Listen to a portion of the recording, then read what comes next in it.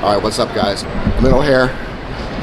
Bags are coming out on JetBlue, and it reminded me of a travel hack that I absolutely must share with you. And it has to do with luggage, and mainly expensive luggage, designer luggage. We've all seen it, the Louis Vuitton luggage or the Gucci luggage or whatever.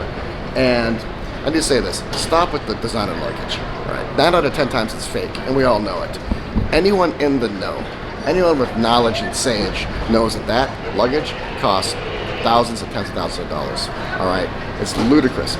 Moreover, it's disposable. All right, so unless you have tens of thousands of dollars at your disposal, it doesn't make any sense. All right, if you have that luggage and you're flying 22E or 34A, the curtains don't match the drapes. All right, so that's first of all. Number two, luggage is disposable. All right, it's a product that gets used and abused. If you remember the movie Fight Club, they call their baggage handlers throwers. All they do is throw luggage all day. Mine gets thrown year-round. I've come to accept the fact that my luggage gets used and abused so much I have to buy a new bag every year. I've tried the cheap bags, I've just gone that route, and they disintegrate faster just after a few months because I travel so much. And I've done the expensive bags, and sometimes they disintegrate just as fast, or at max will only give me an extra month or two of lifespan. All right, so what I've settled with is just buying a decent bag, anywhere between $150 and $350, and just accept the fact that it's a cost of doing business, and I re-up a new bag every single year.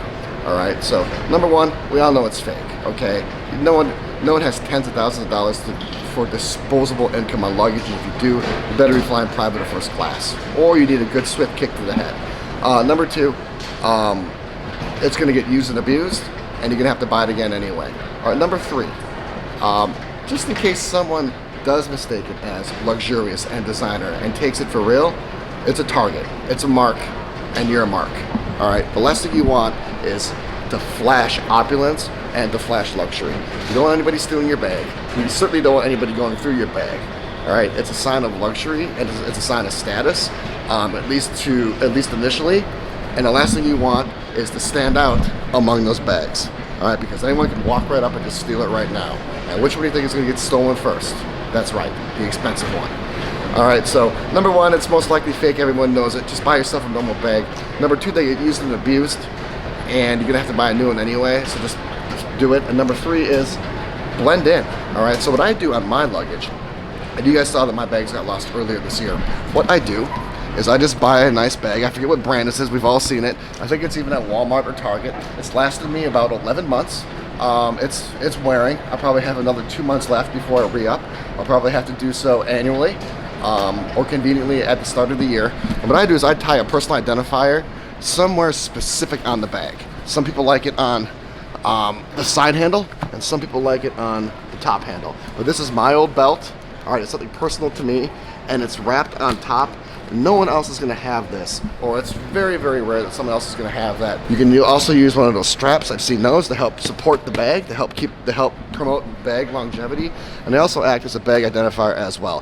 Whatever it is, I used to use a tie, a personal tie, one that I could easily describe, anything. But you want your baggage to blend in. I remember watching, I was really, really young, but it stuck with me. I wasn't even traveling at the time. When Puff Daddy, was doing his I Want an Intern, or I'm Seeking an Intern. It was basically his apprentice type show. And his luggage was all black, they all were the same, and they all blended in. Because if you really have status and you really have luxury, the last thing you want to do is broadcast. Or I travel with really nice shoes and stuff that's literally irreplaceable. So if you literally have irreplaceable stuff, do you really think that you're going to put it in a $10,000 bag? No, you're not. And if you have irreplaceable stuff and you put it in something that looks like a $10,000 bag, well, then you're just kind of being foolish, okay? So drop the designer luggage. You want your stuff to blend in. And listen, it could just be going to Vegas, all right? And even if your shoes aren't expensive, and even if your shirt isn't expensive, now if someone breaks into your bag, or if you lose your bag goes missing because it looked expensive, now you gotta go replace that stuff over your trip, which is still a pain. Maybe your stuff is replaceable, but the act of replacing it still costs time, and time is money. All right, so take it from me, buy a bag that blends in, put an identifier on it, and you're gonna be fine. This bag got lost once this year. and it was retained because I followed those simple rules. All right, so that's my luggage hack for travel. It's something simple. All right, keep it simple.